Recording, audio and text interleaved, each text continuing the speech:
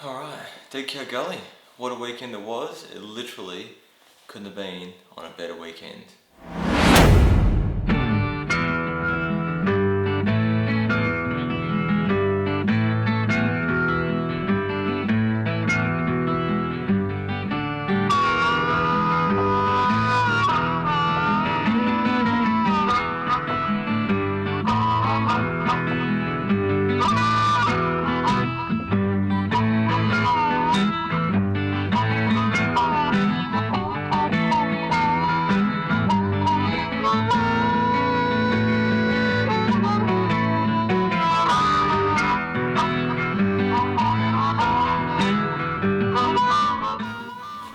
It was a bit of a hectic start to race day actually. It was super cold and the 3-minute whistle went off and I was wearing long tracksuit pants, and as I went to take off my trackies I couldn't get them over my shoes, so I had to take my shoes off, undo all the laces, rip my pants off, put my shoes on, tie my laces, and literally as I'm tying the last shoelace, the 1-minute bell goes, and I've rushed over to the start line.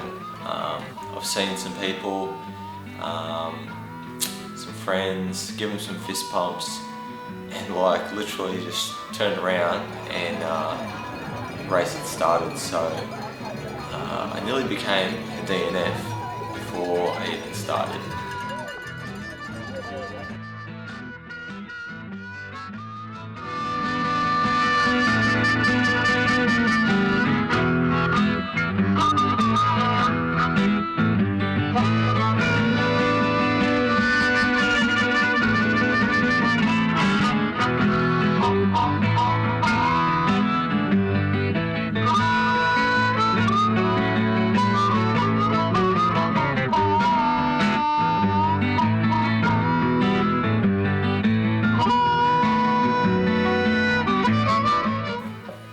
Friday, you get to set up your camp. I got there about 11 o'clock and got a good spot, got everything set up, got the tent set up, and decided to go for a walk because we got to check out the course. There's a bit of a course change, so I thought it'd be a good idea to go for a walk, check it out, and see what the changes are, get familiar with it. Got back to camp and started to go downhill pretty quick. Felt really sick, couldn't eat anything, didn't want to drink anything. Started to get like a really bad headache, and I was like this close to vomiting. Yeah, I think it was more like this close. So went to bed early and prayed that I would wake up feeling better in the morning. And I woke up pretty early and pretty much 99% ready to go. I was like amazed that, from what I felt like on Friday night to what I felt like on Saturday morning.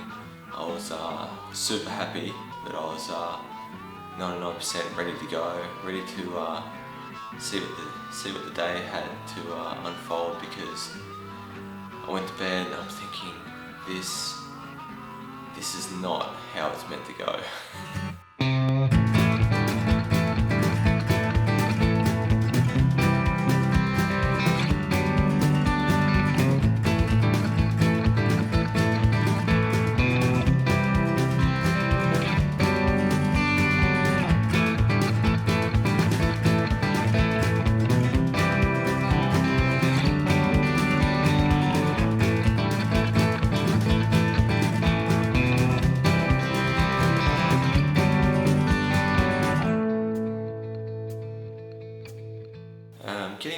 Getting that first lap out was really good.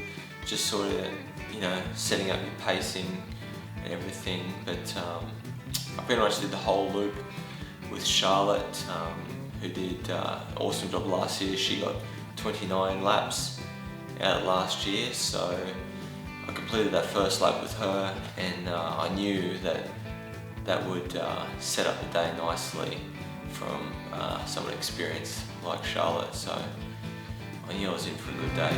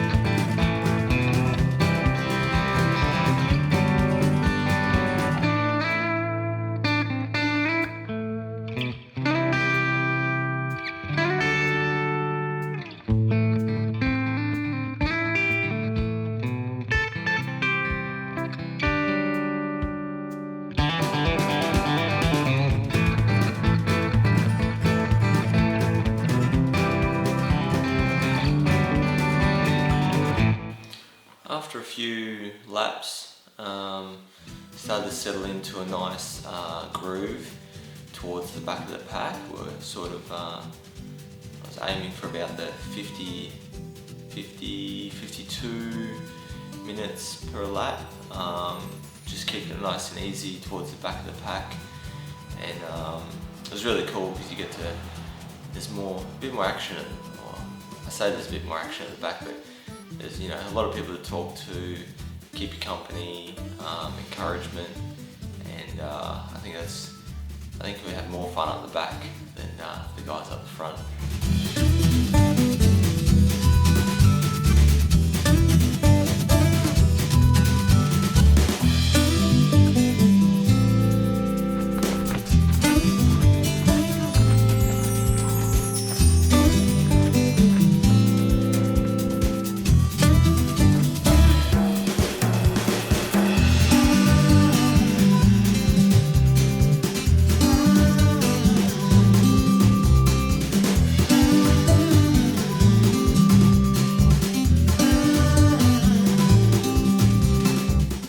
Some of the highlights for me, obviously the major one, running over 200 kilometres, but getting to run it with everyone that was out there absolutely made the weekend, because I could really tell that everyone was excited.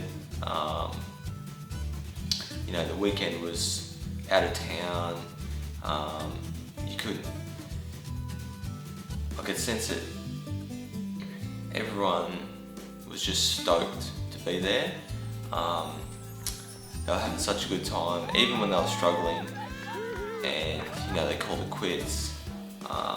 They were smiling so much because they've just achieved something that they've never done before, and it was just really cool to see everyone pushing at their levels and reaching goals they never thought was achievable. And that was, huge highlight for the weekend.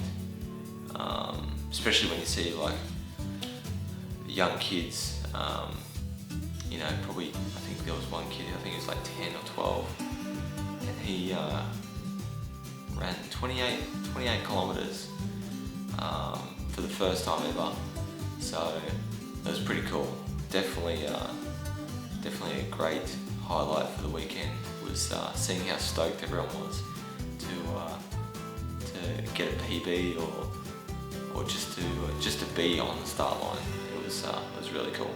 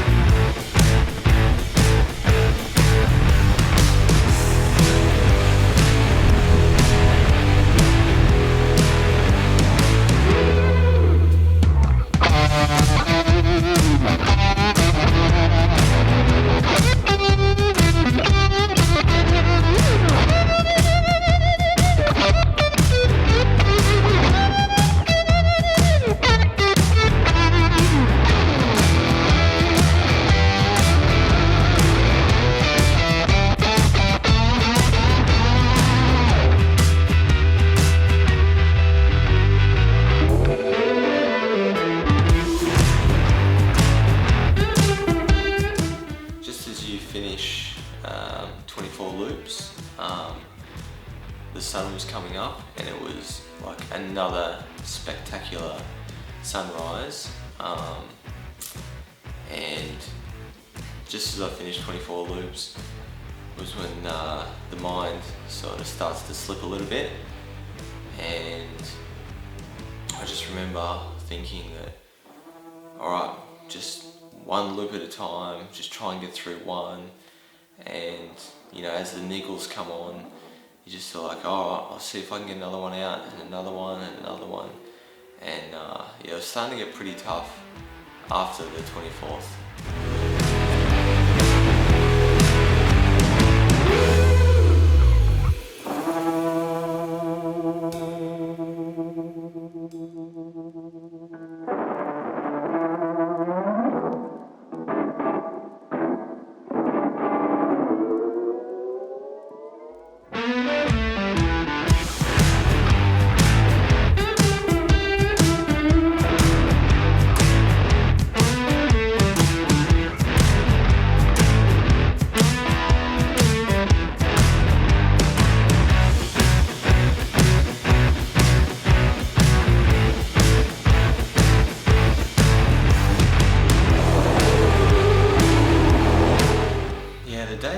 The day went pretty quick, and before we knew it, it was night time. But you know, running in the day, in the heat all day, can be very disruptive to your system. So, you know, I wore a big hat, and I drank my spring energy mix, 500 mils per lap, and rotating through my 3 favorite gels. And fruit nut mix, bananas, apples, chips, biscuits, spaghetti, 2-minute noodles. So pretty decent variety of different foods, real foods, some snacky food, but really focusing on having those heavier meals at breakfast, lunch and dinner around the same time that you normally do. Seemed to work really well. Hydration was on point all day, all night. Actually had to drop off the hydration throughout the night because it was very cold and I didn't need to drink half a litre per lap, so it seemed to work out really well. I was really happy with how the nutrition worked out for the event.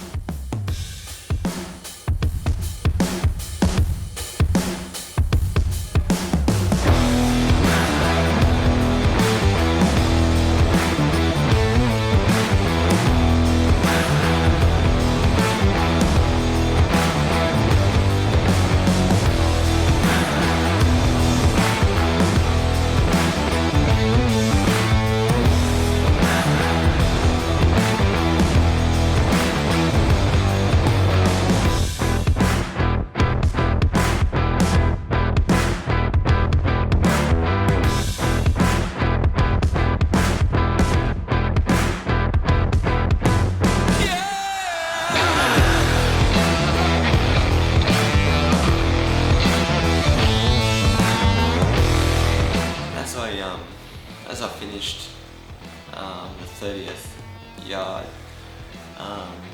it was time to take my tag off the fence.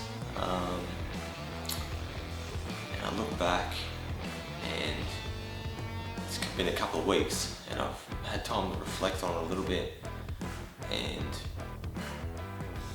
you know, running over 200 kilometers is such a huge achievement. Because it's just like, 200 kilometers, what the. But it leaves me wondering what I can do next year to beat that, to go further than 200, 250, 300, all these crazy goals. But I really look forward to returning back in 2023 and mix up the training a little bit and see if I can strengthen up the areas that were letting me down towards the end of the 30th loop, and really looking forward to 2023 already. It's sort of funny, the LOS format, you know, you run 6.7 kilometers every hour on the hour. If you miss it, you're out. If you don't finish in time, you're out. But even though you get a DNF and only the last person standing is the winner, it sort of doesn't feel like a DNF because there's no finish line. You don't have to run 100 kilometers to get to a finish line, or half marathon, or whatever that distance is. The finish line is when you literally buggered. There's literally no further you can go. But this format really allows you to push the limit and to get past any distance you've ever run before. And so you don't really get that DNF feeling, because most of the time you're achieving something you've never achieved before, so how could it feel like a DNF? Just want to say huge congratulations to Joshua Duff from the Smurf and Smurfette podcast for being the assist, completing 36 yards, which is huge, and huge congratulations to Barry, who smashed out 37 to claim the victory. But who knows where he could have stopped, because he probably could have done a fair few more. So I hope Barry's back next year. I hope everyone's back next year, because I had such a good time. I really want to get back out there next year and run with them all again. So here's to 2023. Big thanks to Spring Energy. 10% off code down below in the comments. And big thanks to Alpinamente Australia for the support. You guys helped me along the way, and appreciate that, thank you.